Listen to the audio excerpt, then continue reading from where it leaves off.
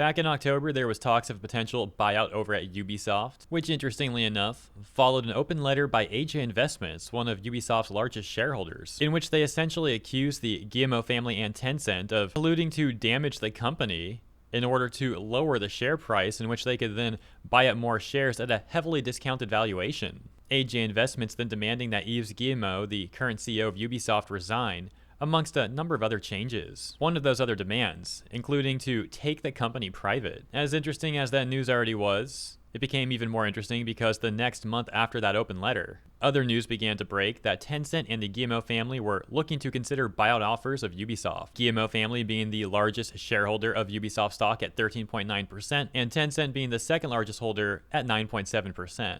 And that news still continuing to proliferate, as just the other day on December 6th, Insider Gaming had wrote, Ubisoft buyout talks continue as stock trading temporarily halted. Further going on to say the talks surrounding a potential buyout at Ubisoft continue to pick up steam. After reports first surfaced in October of a buyout to take Ubisoft private, the Guillemot family have continued to have discussions with potential partners. In a new report by Reuters, Ubisoft's owners have continued discussions with Tencent and other investors regarding a buyout of one of the world's largest game studios. According to the report, the Guillemot family has made it known to potential buyers that it wants to retain control of the company. The speculation by AJ Investments certainly does seem like it could have merit, as Ubisoft has constantly been seeing all-time lows, downtrending for literal years. If the Guillemot family does indeed think that things can actually turn around for Ubisoft, then they probably wouldn't want to sell now near the bottom. Instead, they'd rather retain control of the company, meaning they keep all their shares, in order to eventually sell at a higher price per share. That takes us to a write-up from Derek Strickland, where he summarizes a post from industry expert Joost van Drunen, where Joost had said, Ubisoft is headed for privatization and dismantling in 2025, with its share price plummeting from $28.19 to $12.30 year over year. The company has become an attractive takeover target. Its valuable assets, particularly Rainbow Six Siege and the Assassin's Creed franchise, could be worth more separately than together. The upcoming AC Shadows faces stiff competition from PlayStation's Ghost of Yotai, and recent failures suggest deeper organizational issues beyond individual game performance. Ubisoft's development approach remains stubbornly outdated in an era of demanding player engagement and community building. Without a fundamental shift in how they develop and maintain games, they risk further alienating both investors and players. The X-Defiant shutdown isn't just another failed launch, it's a symptom of a company that insists on catering to a passive audience while failing to recognize the urgency to rethink distribution.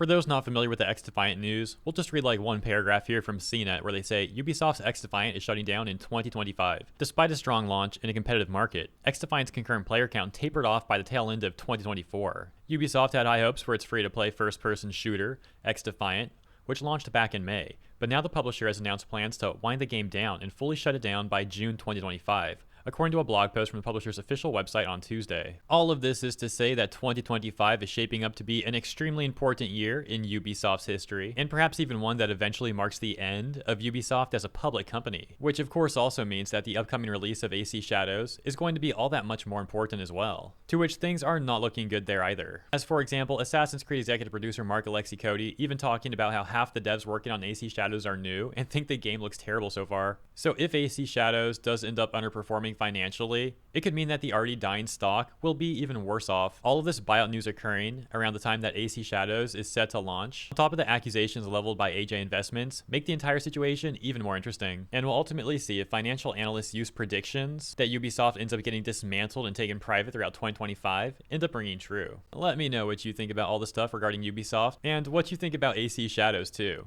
As always, thanks for tuning in. Hope you enjoyed my coverage. Consider liking and or subscribing if you did, and I'll see you in the next one.